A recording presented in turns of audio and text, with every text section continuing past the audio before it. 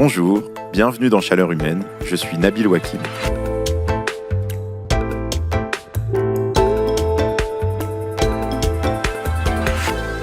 Bienvenue dans cette série et très bonne année 2025, qu'elle vous apporte de la joie, du bonheur et des légumes confits à l'ail et au citron. L'épisode que vous allez entendre aujourd'hui est un peu différent d'habitude. Il est extrait du Festival des idées Chaleur Humaine qui s'est tenu le 14 décembre 2024 au Théâtre de la Ville à Paris. Ce jour-là, j'y ai reçu 10 invités qui étaient déjà venus dans Chaleur Humaine et je leur ai d'abord parlé de ma passion pour la guerre des étoiles parce qu'en ce moment, j'ai souvent l'impression que le côté obscur de la force est en train de l'emporter contre la transition climatique. Du coup, j'ai demandé à chaque invité de nous donner une bonne idée pour 2025 pour démarrer du bon pied pour le climat et la biodiversité. Vous allez entendre maintenant l'une de ces idées et j'espère qu'elle pourra vous inspirer. Dans ce premier épisode, je discute avec Thomas Vérinck, ingénieur et membre du directoire du réseau de transport d'électricité qui nous parle de son obsession pour les énergies fossiles et qui propose de les rendre plus visibles qu'aujourd'hui. Bonne écoute!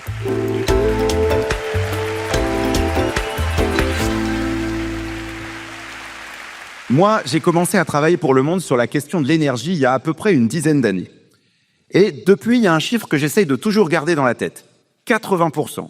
80% de l'énergie qu'on utilise dans le monde, c'est du pétrole, du gaz, du charbon.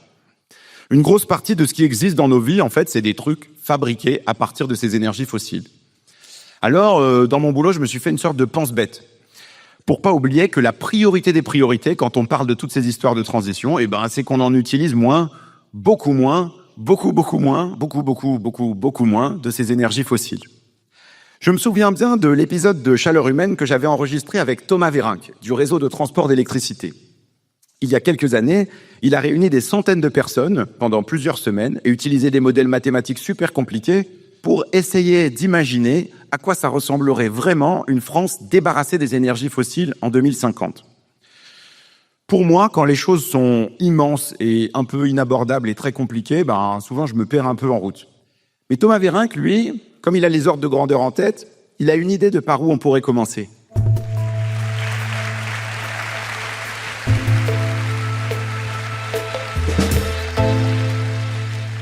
Bonjour Thomas Vérinck.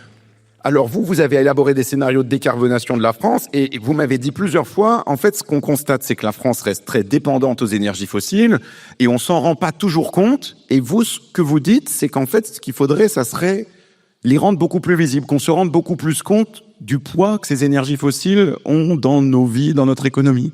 Oui, sacré paradoxe. Nabil, vous avez cité 80%. Pour la France, je suis désolé, je vais changer de chiffre, 60, un peu plus de 60 pour l'énergie fossile.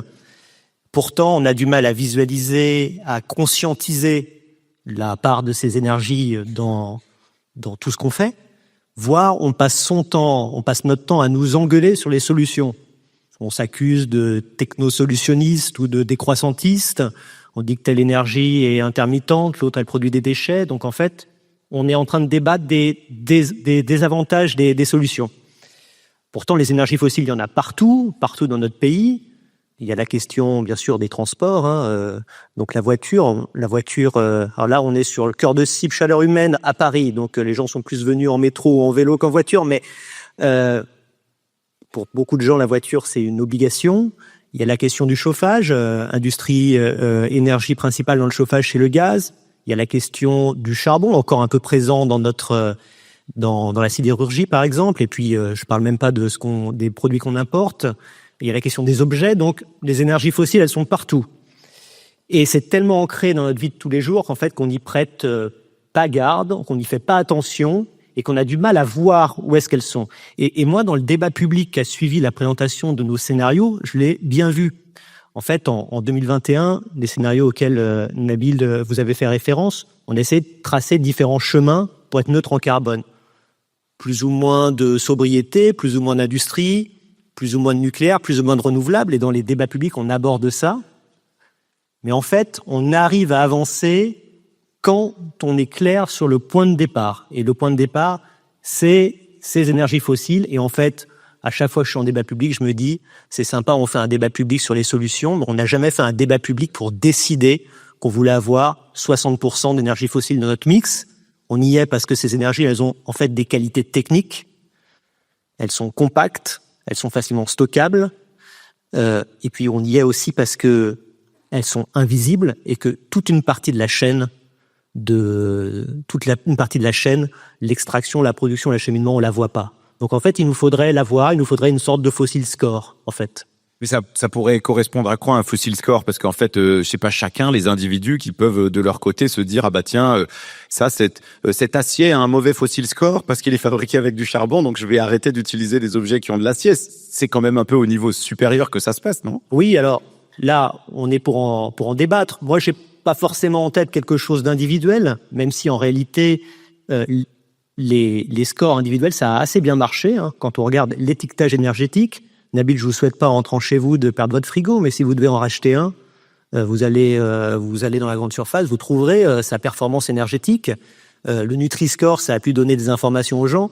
Moi, j'avais en tête plutôt quelque chose de collectif, en nous disant, la France en est à ce niveau, elle doit aller à ce niveau de fossil score, et lorsqu'on prend une décision, on vote une loi, on regarde comment ça fait évoluer le fossil score. Parce qu'en réalité, nos objectifs climatiques sont très difficiles à percevoir. Neutralité carbone, 2050. Neutralité carbone, ça veut dire que nos émissions doivent être compensées par nos puits. Alors déjà, on est à un certain stade. 2030, l'objectif du Fit for 55, qui, même dans le cœur de cible chaleur humaine, connaît cet objectif européen.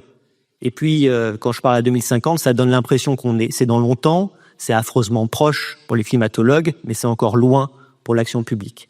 Donc moi, je pense que là, on a matière à avancer. Mais c'est-à-dire que l'idée, c'est qu'on dirait, chaque fois qu'on vote une loi, qu'on prend une décision, il faut qu'on sache si ça nous fait consommer plus d'énergie fossile, importer plus de pétrole, utiliser plus de gaz. Est-ce que ça, c'est sérieux de se dire ça? Comment ça pourrait marcher? En fait, nos objectifs, quand on essaye de traduire nos trajectoires climatiques et nos trajectoires énergétiques, on arrive déjà à l'idée que dès 2030, le 60%, il doit être devenu moins de 50. En fait, on est déjà dans cette dynamique. Là, je pense que ce qui est difficile en ce moment, c'est que on est. Alors effectivement, je m'attendais pas à l'introduction Star Wars, mais un nouvel espoir, c'est pas mal parce que quand j'ai enregistré Chaleur humaine, c'était en 2022, il me semble. Et en 2022, on était au début de la crise énergétique. Et donc, il y avait encore devant nous 2 voies possibles pour cette crise énergétique. Soit on se disait c'est un accélérateur. En fait, en 2022, du fait de l'augmentation des prix du pétrole et du gaz, la France a importé pour plus de 100 milliards d'euros d'énergie fossile. Donc 100 milliards d'euros, c'est le budget combiné de l'éducation nationale et des armées. On a importé pour plus de 100 milliards d'euros. Donc on peut se dire, la crise, ça doit être un accélérateur pour sortir de ça. On pouvait se dire, ça peut aussi avoir un effet paralysant si jamais notre société, l'État, les entreprises, les citoyens ont consacré leur budget durant la crise à payer ces factures. Et en réalité, ce qui se passe, c'est que la France est un pays, peut-être même le pays qui a consacré le plus de ressources publiques à protéger sa population des conséquences de la crise énergétique avec des grands boucliers. Mais la conséquence, c'est que maintenant, finalement, ça a eu un impact très concret sur notre déficit, par exemple, et que la transition énergétique nécessite des investissements qui sont considérables. Une fois qu'on a dit que ces investissements étaient considérables, on va être dans la situation où on va devoir proportionner nos actions. Dans Star Wars, là encore, je suis vraiment en train d'improviser parce que c'est pas ma référence permanente, mais il me semble pas que les rebelles dispersent leurs efforts. Ils essayent de s'attaquer à l'étoile noire assez rapidement. Donc là, il va nous falloir identifier les actions qui ont le plus de potentiel d'efficacité pour réduire rapidement les fossiles. Il va falloir que ces actions soient visibles. Elles soient visibles parce que plus on est avec des objectifs climatiques qui sont très élevés et qu'on est loin de ces objectifs, plus le risque en fait qu'il y ait un décrochage, qu'on se dise en fait très rapidement c'est très difficile, on va pas y arriver, plus ce risque est important. Et donc j'ai l'impression qu'avec des outils qui nous permettent non pas de se dire je vais économiser 1 million de tonnes, 7 millions de tonnes, mais plutôt mon niveau de dépendance fossile va évoluer dans cette direction, alors peut-être qu'on a des chances d'identifier bien ce qui a de la valeur. Alors admettons qu'on se projette sur 2025 en disant ok, on prend l'idée de Thomas Vérinck d'avoir un fossil score, de rendre visible l'invisible, c'est-à-dire l'importance qu'ont ces énergies fossiles dans nos vies. Comment on s'y prendrait? Par quel bout on pourrait s'y prendre pour que cette idée progresse? Alors déjà, je pense qu'il faut impérativement qu'on raccourcisse l'horizon temporel. Je suis de plus en plus en train de me dire que 2050, réfléchir à neutralité carbone, c'est un piège. Alors c'est paradoxal, moi j'y ai consacré de longues heures, voire des années de ma vie professionnelle à essayer d'étudier comment on arrivait en 25 ans à changer au début c'était en 30 ans, maintenant c'est en 25 ans, à changer la totalité de notre structure d'approvisionnement, comment on pouvait parvenir à faire ça en temps de paix, de moins en moins, en étant en situation que ça soit choisi et pas subi. Et je me dis, maintenant, cette échéance est tellement lointaine que, en fait, c'est un piège. Ce qu'il faudrait, c'est qu'on se dise où est-ce qu'on en est dans 5 ans. Dans 5 ans. Et ça, c'est une idée très concrète qui a été articulée dans un forum des jeunes, où quelqu'un m'a dit, vous êtes sympa à parler de 2050, mais finalement, dans 5 ans, en 2050, vous serez probablement plus là pour nous en parler professionnellement. J'espère que je serai encore là, mais professionnellement du moins. Dans 5 ans, peut-être encore. Et donc, vous voulez être où? Donc moi, c'est ça que je propose. Je propose qu'on se dise, dans 5 ans, on doit avoir diminué en dessous de 50% la part des énergies fossiles. On doit avoir amélioré ou réduire notre fossil score de temps. Et que quand on prend des décisions publiques, on regarde ça à l'aune de cet objectif-là. Et ça nous force à articuler des leviers qui sont très opérationnels et qui peuvent nous faire des petites victoires, même si c'est pas la victoire définitive contre les forces du mal. Merci beaucoup Thomas Vérinck d'être revenu dans Chaleur Humaine.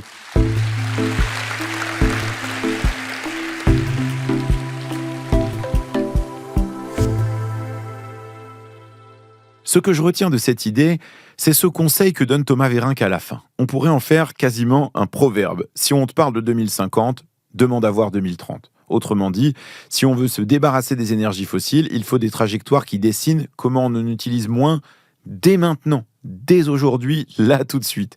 Et comment on va faire pour continuer dans les prochaines années. C'est presque une grille de lecture pour regarder toutes les lois qui sont votées, toutes les décisions qui sont prises, une manière de devenir un peu des radins des fossiles. Combien de pétrole ou de gaz ça nous fait économiser cette histoire? Voilà, c'est une bonne question à se poser de manière systématique.